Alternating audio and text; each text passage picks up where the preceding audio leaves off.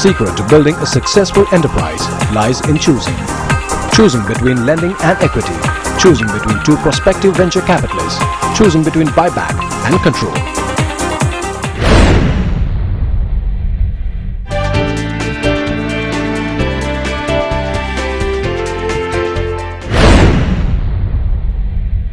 First point on lending versus equity, I think these are two important sources of funding for any entrepreneur.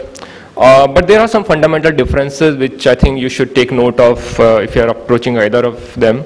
So in lending, when typically a banker would like to see steady cash flows which can service the principal and interest payments.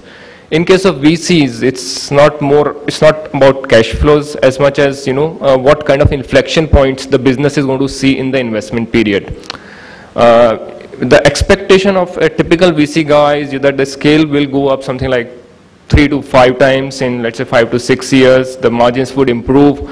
So you have to demonstrate that there's going to be 1 or 2 inflection points in next 3 to 5 years, which could come because of new products, because of new geographies, new markets, new technology. So that demonstration is extremely important for any VC guys to get interested in your plan. So a business plan which is acceptable to a banker may not be acceptable to a VC guy. So you have to prepare accordingly. Secondly, as Srini pointed out, that most of the lending in India still happens against collateral. VC funding is pure risk capital. There are no collaterals involved. So the process is also very different. The return expectations are very different. You can get probably loans in the range at an interest rate of ranging from something like 10% to maybe 16%, 17% in this environment. But when you ask any VC guy, the expectations of returns are usually, in an SME perspective, is usually between 25 to 30%. So it is expensive capital. Please, a lot of people confuse it with, that it's coming without any collateral, so probably it's cheap, it is free. No, it is not at all. The expectations which come with any equity funding is that, they'll get returns in the range of 25 to 30% minimum. So keep that in mind. Also, I would say that,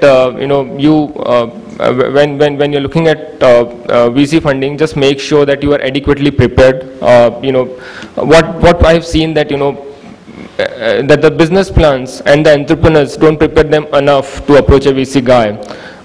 For example, the approach is usually top down, that I need $1 million, I need $2 million, I need $3 million.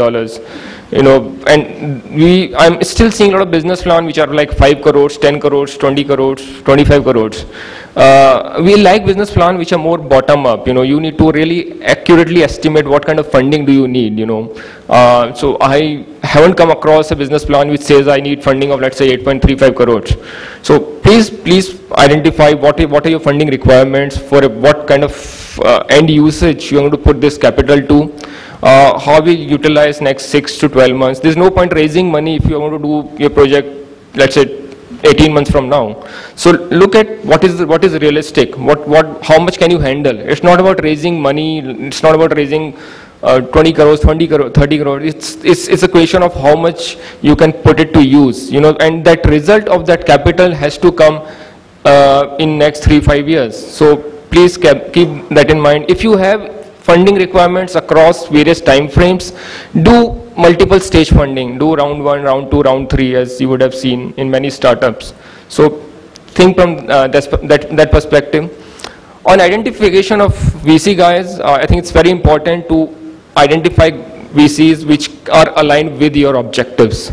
In India, there are about 300 to 400 private equity venture capital funds. It's very unfortunate that the funds which are focusing exclusively on SMEs are probably 20 to 30, if I can say so. So please make sure that you're targeting the right VCs. Make sure that they're aligned. A lot of investors say that you want to exit in 3 years, and to me it looks very, very tough for any SME to give a reasonable return in 3 years' time. 3 years take to just make any project start working, etc. So make sure that investment horizon is consistent with your growth plans. And that brings to the question of exit. A lot of SMEs don't really think too much about it, but exits are important for venture capitalists. Venture capital, if I can put in some ways, getting